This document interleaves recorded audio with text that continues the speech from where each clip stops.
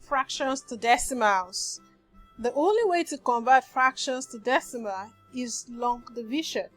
Well, maybe short or long division, but you just simply have to divide. So when we have a fraction and we want to change it to decimal, we just have to divide it.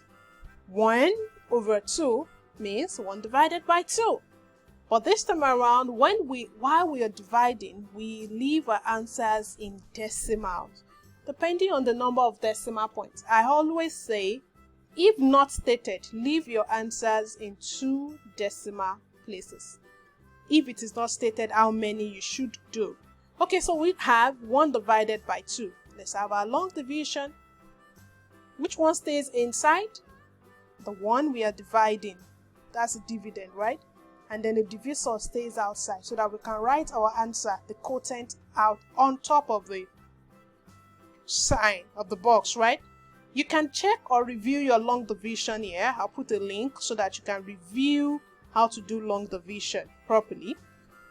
But let's go one stage after the other.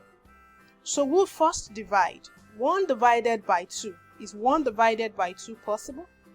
No. So we say 0. That's not possible. So we have 0.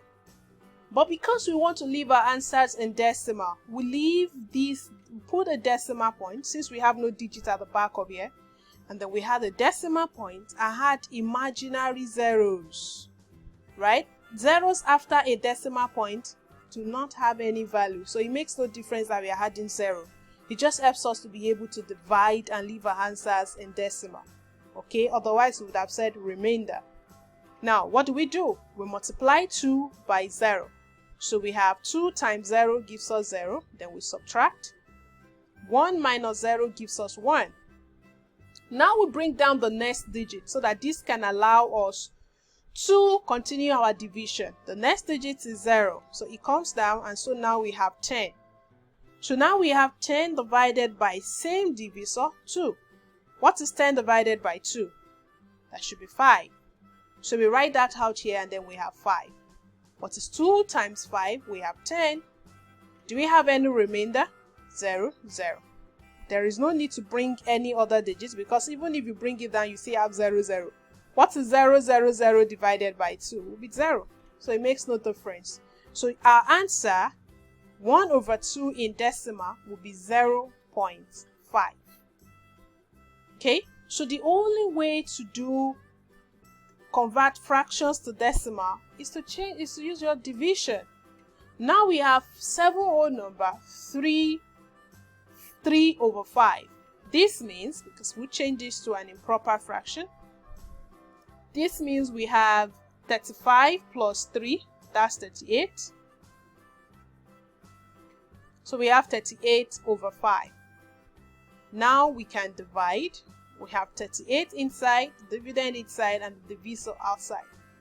Okay, so 38 divided by 5. Because 3 divided by 5 is not possible, so we put the 2 digits together. What is 38 divided by 5? How many times can 5 go in 38? That should be 7. Anyway, from the mixed, can you see the mixed fraction? We have 7 whole number. This is the fractional part, 3 over 5. So we have 7. 5 times 7 is 35. So when we take that away, we have 3 left. Now, because we want to leave our answers in decimal, we would have said 7 remainder 3. Okay, because what this essentially means is 7 remainder 3 out of 5. That's the meaning of 7 whole number 3 over 5. But we want to leave our answers as decimal, so we continue. We put a decimal point to the quotient, a decimal point to the dividend, and add imaginary zeros so that we can continue our division as many times as possible. We want to do this in 2 decimal places, so I will stop when I have 2 decimal after my decimal point, 2 digits rather. So I have 3, and then I'll bring down my 0. 5 in 30, that's 30 divided by 5. How many do I have? That's 6. Should I have 6? What is 5 times 6? We have 30, so we take that away. Oh, we won't have to get to 2 decimal places because we have no remainder. We are stopping at here. Okay, so we have answer will be what? 7.60. That's what it means. 7.6, sorry. 7.6. The 0 doesn't make any difference, even if we put it down. So 7 whole number 3 over 5 means 7.6. Okay, do you want me to prove that to you? How do we write 7.6 as a fraction? 7 whole number 6 over 10. Is that not so? Let's simplify this part that is simplifiable. 3 over 5. Can you see? So whichever way we express these numbers, they actually have the same value. Okay? Oh, 2 whole number 1 over 4. We'll multiply this. That gives us 8, and then we add it to the numerator. So we have 9 divided by 4. Long division to the rescue. We have 9 here, and then we have 4 here. 9 divided by 4. How many times can 4 go in 9? We have 2. Okay, so we have 2. 4 times 2 is 8. We take that away, and then we have 1. We want to continue, so we add a decimal point to our quotient, decimal point to the dividend, and add imaginary zeros, so that we can bring down this 0 and continue, except we have a digit at the back. So we have 1 and 0, that's 10. So what is 10 divided by 4? Will still be 2. So we have 2 times. 4 times 2 is 8. So we take this away, and I have 2. Oh, I can't stop. I can continue and bring my 0 down again so that I have 20. So what is 20 divided by 4? This time around we'll have how many? 5. So we write that 5. 4 times 5 is 20. We'll take that away, and then we'll stop. It's not all the time that we have zeros like this. You can keep going. Then depending on the decimal places that you are asked to leave your answers in, you continue. But if you are not told, stopping at 2 decimal places is fine. So which means that our answer in this case would be 2.25. That's what it means. 2 whole number 1 over 4 is 2.25. Do you want to prove that? Do you want to do that? Okay, so 2.25 will be 2 whole number 25 over what? 2 digits, that's 100 over 100. This is simplifiable, is that not so? 25 can go here 1, and 25 goes in 100 in 4 places. You see with that? We got that? 2 whole number 1 over 4. So the only way to change your fraction to decimal is to divide using your long division and leave your answers in decimal. To make your work faster, you can only divide the proper parts of a mixed fraction. This is what I mean by that.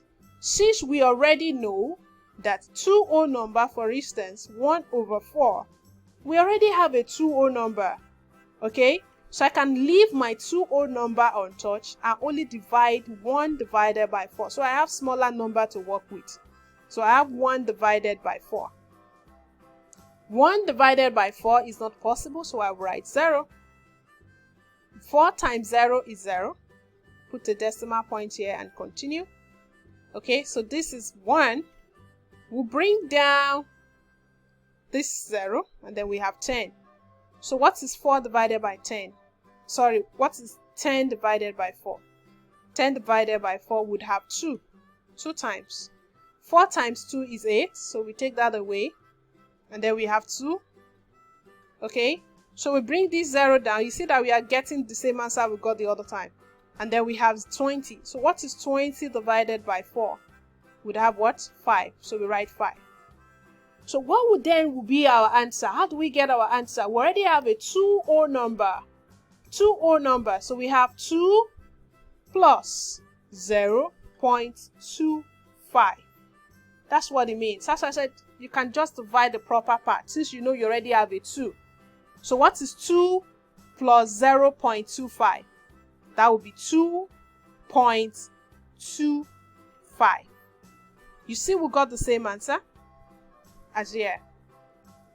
Okay, otherwise you can just change the fraction directly, but if you want to do a fast and quick work and you want to have a lesser number to work with, divide the proper parts of your mixed fraction, okay, and then add your answer to the value of the whole number that you have. You will get the same answer.